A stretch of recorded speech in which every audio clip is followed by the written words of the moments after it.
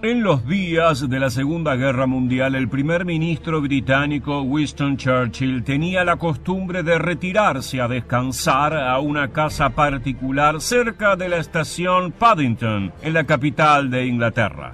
Allí podía alejarse durante unas horas del peso de la lucha contra Hitler y dormir sin que nadie lo molestara. Sin embargo, un 9 de julio, el sueño del mandatario se vio interrumpido por una escandalosa fiesta en una residencia vecina. Esta propiedad era conocida como la Casa del Voluntario Sudamericano, un lugar donde quienes se habían alistado por motu propio podían alojarse pagando nada más que 5 chelines, un monto ínfimo para la época. Aquella noche, Churchill se levantó de su cama harto de los gritos, los ruidos y la música y fue a golpearles la puerta para exigirles que se detuvieran.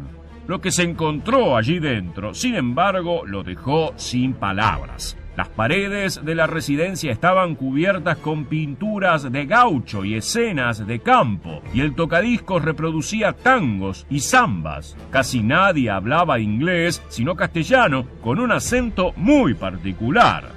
Un oficial se dio cuenta de que el primer ministro estaba allí y rápidamente se acercó a pedir disculpas en inglés, explicándole que eran voluntarios argentinos celebrando el Día de la Independencia de su país. De esta manera, Churchill se enteró de que había más de 500 argentinos sirviendo en la Fuerza Aérea Británica, al punto tal de que un escuadrón estaba formado exclusivamente por hombres de esta nacionalidad. El mandatario recapacitó, les pidió que continuaran con la fiesta, les deseó suerte y se marchó. Hoy, en este nuevo episodio de Historia Militar, te contaremos todo acerca del Escuadrón 164 de la Royal Air Force. ¿Estás listo? Pues entonces, prepárate para viajar en el tiempo.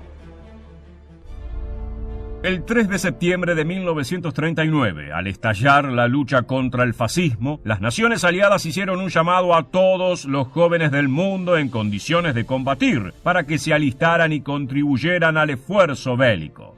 Más de 500 argentinos con ascendencia británica, belga o francesa respondieron a la convocatoria sintiendo que tenían un deber con el continente del que descendían y la obligación de erradicar la amenaza nazi-fascista. Así se presentaron en las embajadas de los países aliados y se alistaron como voluntarios. Al poco tiempo eran trasladados en barco hacia Europa o Canadá. Los argentinos que se unieron a la Royal Air Force eran tantos que los altos mandos británicos decidieron agruparlos a todos en un mismo escuadrón de caza, el 164. Este había sido creado el 1 de junio de 1918 en tiempos de la Primera Guerra Mundial, pero tuvo una vida sumamente breve. Apenas un mes más tarde fue disuelto porque carecía de aviones para funcionar y durante más de 20 años permaneció fuera de operaciones. Sin embargo, ahora la situación era distinta y estaban dados los recursos y las condiciones para constituirlo nuevamente. De manera que el 6 de abril de 1942, el Escuadrón 164 renació.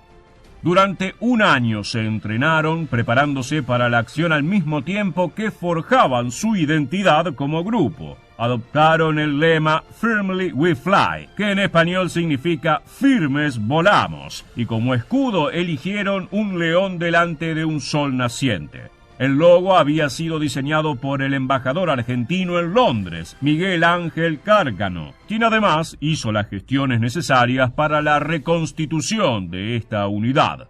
En sus chaquetas de combate había una leyenda inscripta que decía Argentina. Los miembros del escuadrón estaban orgullosos de su origen y querían que todo el mundo supiera que incluso en esta nación tan alejada de Europa había personas dispuestas a dar la vida en la lucha contra el eje. Para que no quedaran dudas, pintaron las carlingas y las narices de sus aviones con imágenes del cacique Patoruzú, un popular personaje de historietas rioplatense, y con obras de Florencio Molina Campos, un artista conocido por sus dibujos de gauchos y escenas rurales de la Pampa argentina. El Escuadrón 164 fue equipado con una dotación de aviones Spitfire, Hurricane y Typhoon. Si bien la mayoría fue provista por el gobierno británico, algunos se compraron gracias a donaciones de argentinos que desde la nación austral querían ayudar con aportes económicos. Estos cazas fueron bautizados con nombres de localidades argentinas, tales como Hurlingham, Olivos, Pampero y Fireland, por la provincia de Tierra del Fuego. Las familias que donaron dinero recibieron cartas de agradecimiento firmadas por el Sir Stafford Cripps, un integrante del gabinete de Winston Churchill. Veamos cómo eran los modelos de avión del 164. Uno de ellos fue el Spitfire, un cazabombardero monoplano que destacó por haber sido el único fabricado por los aliados antes, durante y después del conflicto bélico. Los pilotos valoraban las grandes velocidades que era capaz de alcanzar y que superaban las de las aeronaves enemigas, lo cual era posible gracias al diseño de su ala elíptica. En febrero de 1943, el escuadrón recibió sus primeros Hurricane, otro modelo de caza monoplaza que, si bien no era tan potente como el Spitfire, cosechó amplia fama en la batalla de Inglaterra de 1940, cuando los aviones ingleses se enfrentaron a los alemanes en los cielos. En aquella ocasión, el Hurricane fue responsable del 60% de las victorias de la Royal Air Force. El modelo utilizado por el Escuadrón 164 contaba con 2 cañones antitanque de 40 milímetros y una ametralladora Browning cargada con munición trazadora bajo cada una de sus alas. Al ser disparada, este tipo de munición ardía con intensidad y dejaba un rastro de humo tras de sí, permitiéndole al tirador seguir la trayectoria del proyectil para poder corregir su puntería y la dirección de los siguientes tiros.